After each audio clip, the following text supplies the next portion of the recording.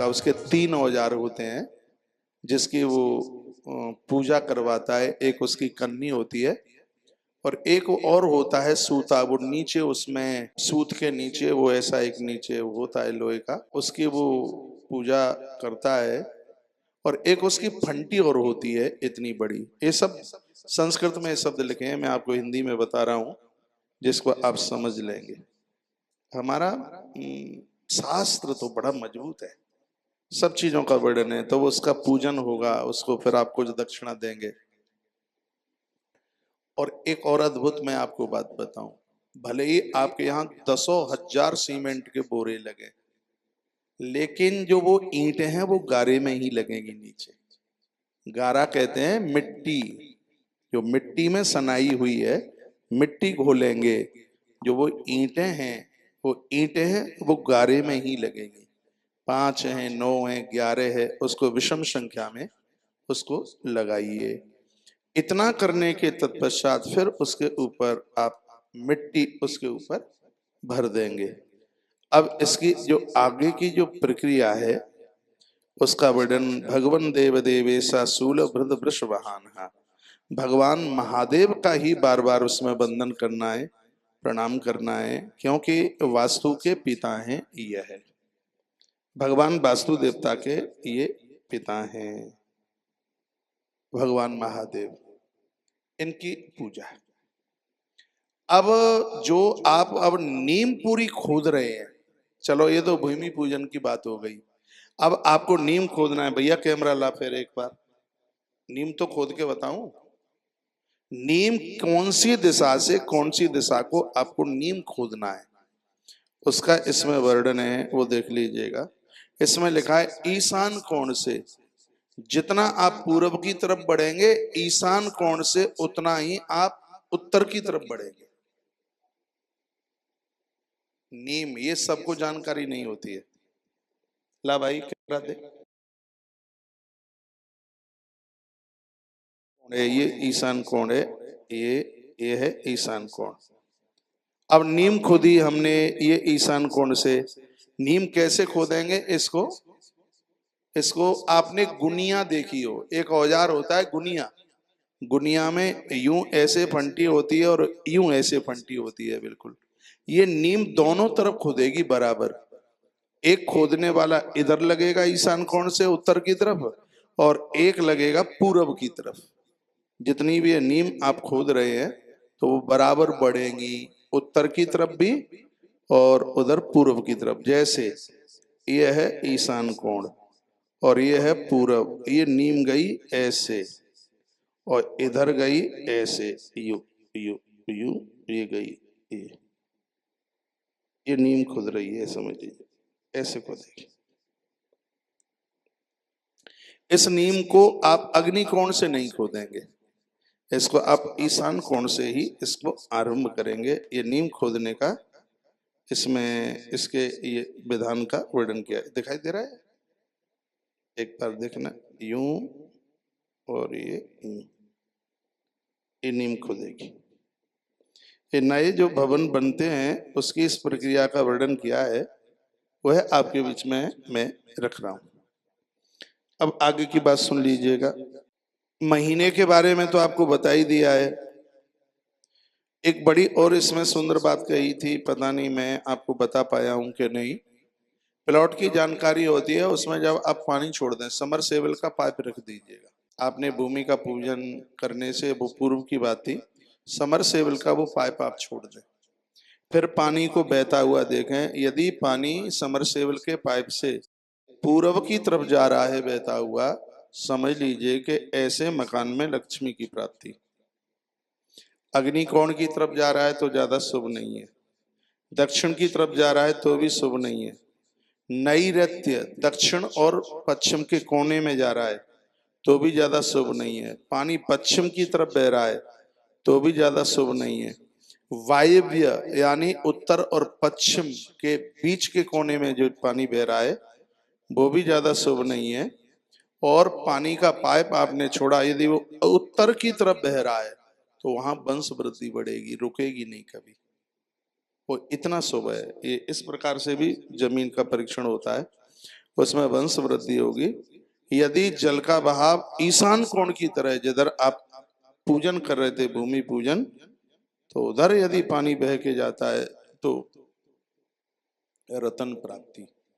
इसका एक मतलब और है, जब भी आप कोई काम करें तो उस प्लॉट का इस तरीके से उसका समीकरण कीजिए, उसका ऐसे ढाल बनाइए कि जहां भी पानी छोड़ा जाए या तो पानी उत्तर की तरफ बहे या पानी ईशान कोण की तरफ बहे। पानी छोड़ दिया जाए भूमि पूजन से पहले, मकान बनाने से पहले उस प्लॉट को इस तरीके से उसको एक ढाल सा दे दीजिएगा, या तो पानी बहता हुआ उसका उत्तर की तरफ जा रहा हो और या पानी उसका बहता हुआ ईशान कोण की तरफ जा रहा हो।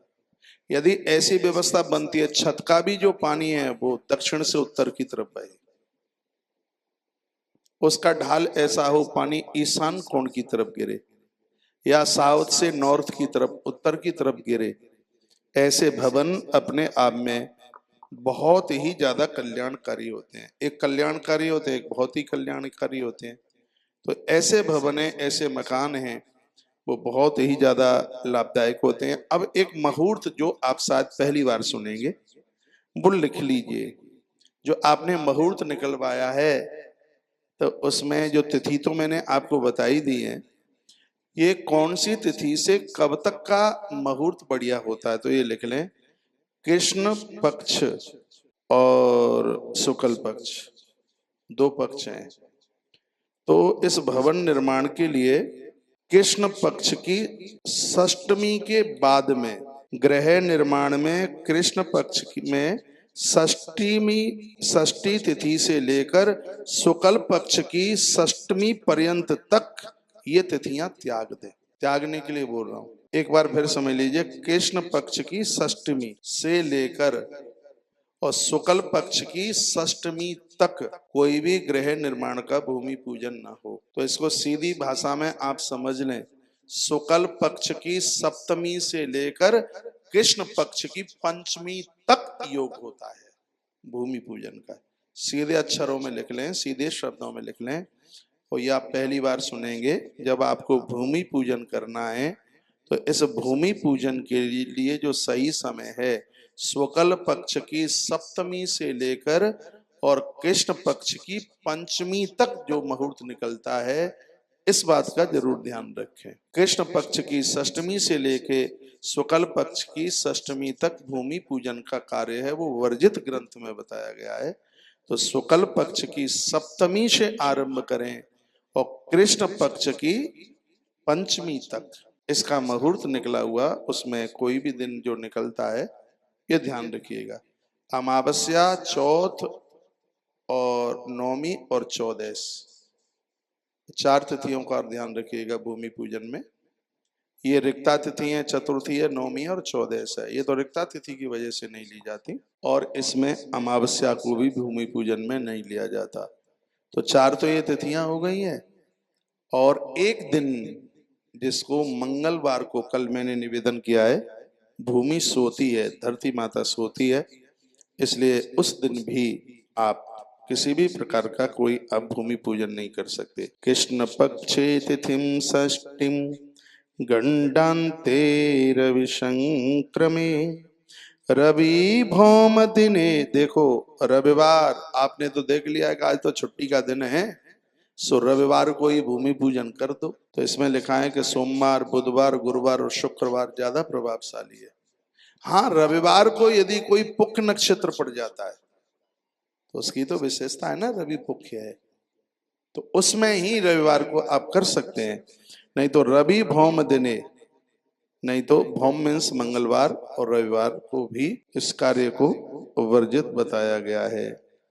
बताया गया जिस नक्षत्र में, जो पूर्व में जिन नक्षत्रों का वर्णन किया गया है, यदि उन नक्षत्रों में भूमि पूजन हुआ है तो बहुत ज्यादा शुभ है। और एक बहुत मोस्ट बात और आपको मैं निवेदन कर रहा हूँ, दीवालें फटेंगी नहीं, दीवालें चटकेंगी नहीं, दीवालें गिरेंगी नहीं, छत, ये सब चीज हैं।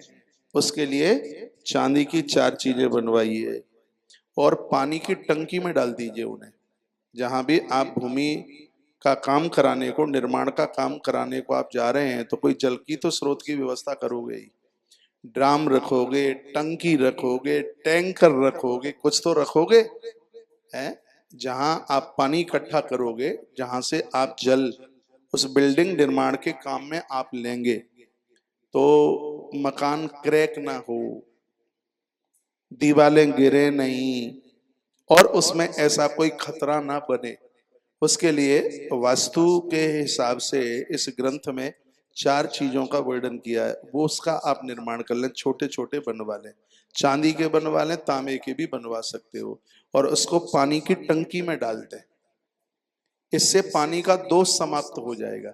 जल में दोष होता है, भूमि पूजन इसलिए किया जाता है कि धरती का दोष समाप्त हो जाए, तो अब जल का भी तो दोष समाप्त होना चाहिए, पानी में भी दोष होता है। तो पानी के दोष को समाप्त करने के लिए ग्रंथ में 4 बातों का वर्णन किया है। क्या है? ध्वजः सिंगे तऊच गजे होइते गविश्व प्रदाहा। लिखा है एक तो ध्वजा बनवा लें चांदी की या तांबे की, एक सिंह बनवा लें, एक हाथी बनवा लें, और एक नंदी बनवा लें। चारों का नाम है इसमें। इतने इतने बड़े बनवा लीजिए। एक ध्वजा बनवा लें, एक शेर बनवा लें, एक गज हाथी बनवा लें, और एक नंदी, एक बैल बनवा लें। इन चारों चीजों को आप पानी के टैंक में डाल दीजिए, पानी की टंकी में डाल दीजिएगा। ये आपके मकान के लिए शुभ नहीं, अति शुभ होगा, बहुत ठीक होगा, बहुत बढ़िया होगा। निर्माण बढ़ता जाएगा, कहीं रुकावट नहीं आएगी, कहीं दिक्कत नहीं आएगी, कहीं परेशानी नहीं आएगी। ये 4 चीजें अच्छे अच्छे वास्तुकारों को ना पता होगा। ये पानी की टंकी में चारों चीजें ये डाली जाती हैं। ध्वजा सिंगे तऊच गजे होइते गविशो प्रदाहा शुभ प्रदाहा। वह मकान बना हुआ भवन शुभ नहीं, अति शुभ होगा। ये पानी की टंकी में डाली जाएंगी चारों चीजें। फिर बोलूं, एक ध्वज, और एक है सिंह, एक है गज यानी हाथी, एक गवि सुप्रदा। गवि कहते हैं नंदी को, गाय के बच्चे को गवि, नंदी को कहते हैं। तो एक नंदी, वृषभ, नंदी, 4 चीजें बनाकर ये पानी के टैंक में डाल दीजिएगा। उस जल को यूज कीजिए, प्रयोग में लीजिए, जिससे जल का दोष समाप्त हो जाएगा और आपकी बिल्डिंग बहुत बढ़िया ढंग से बनेगी। तो आज के इस कही गई बातों में इतना सा ही है। मैं अपनी वाणी को विराम की तरफ लेके चलता हूँ।